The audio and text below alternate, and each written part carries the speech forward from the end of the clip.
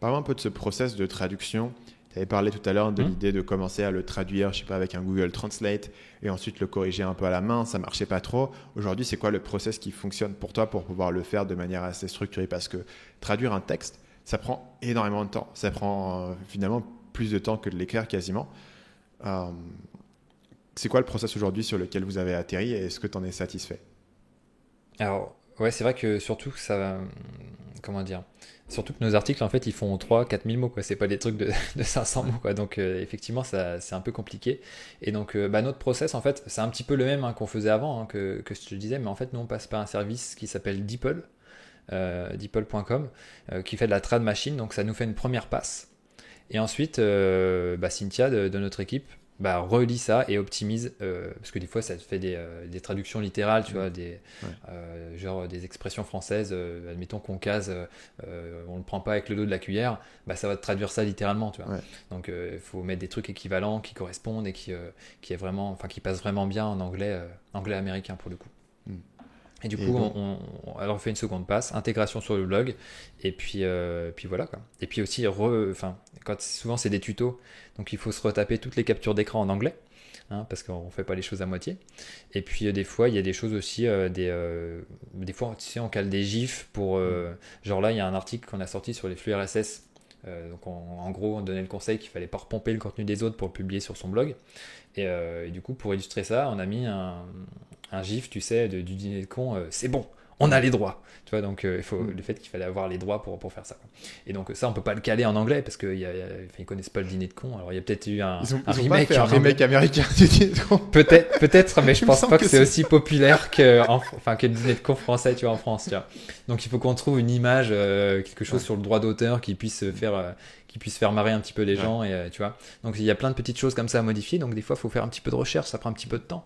Et mais du coup, je pense qu'en essayant de faire les choses bien comme ça, tôt ou tard, on va se faire remarquer de plus en plus de monde, et ça sera bénéfique sur le long terme.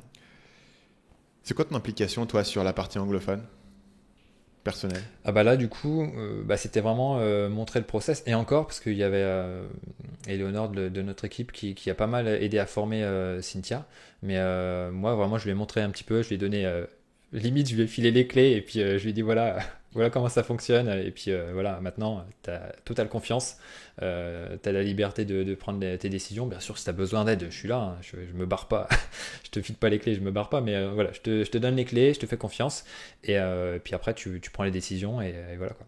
Ça c'est vraiment un truc sur lequel j'ai insisté dans le process de recrutement, le fait d'avoir la confiance, enfin de donner la confiance dès le début, pas être là à micromanager pour, enfin ça sert à rien quoi. Donc en plus elle est en télétravail, donc toute mon équipe est en télétravail, donc voilà, je suis pas le diable qui vient sur ton épaule pour te dire fais comme ci, fais comme ça quoi, mais il faut vraiment qu'il y ait une confiance.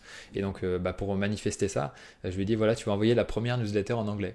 Donc, tu la rédiges, tu me la montres, et puis on fait 2 3 ajustements, et voilà, et après, hop, boum, on balance. Et bon, pour l'instant, il n'y a qu'une trentaine de personnes d'abonnés, tu vois, c'est pas beaucoup, mais au moins, voilà, c'était pour vraiment lui prouver qu'elle elle avait les rênes, quoi.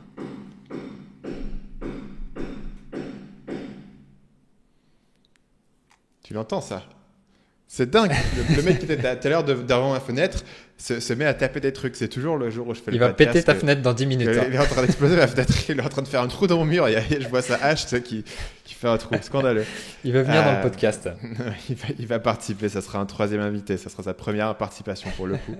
Salut, c'est Stan. J'espère que vous avez apprécié cet extrait du podcast Marketing Mania. Bien sûr, vous pouvez retrouver l'ensemble des épisodes du podcast, y compris les instructions sur comment vous abonner sur l'application Apple Podcast ou sur votre téléphone Android en vous rendant sur mon site à l'adresse marketingmania.fr/podcast. Je vous ai mis le lien dans la description de cette vidéo.